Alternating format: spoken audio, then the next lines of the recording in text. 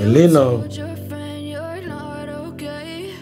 Roosevelt is telling us that great minds discuss ideas, average minds discuss events,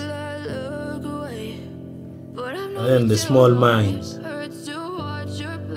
discuss people. So you can see the category that you fall in, or whether you go across all those.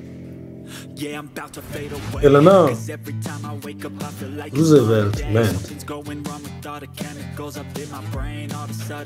if you're a wise person, then you don't waste your time in partying.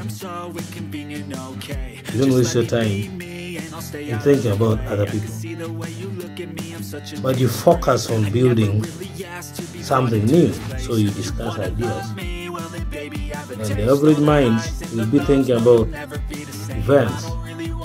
Oh, there was a party that side. Hey, this is coming. And the small minds now, hey, this person is like this. I heard he went to this. Hey, this person is very rich. He is very rich.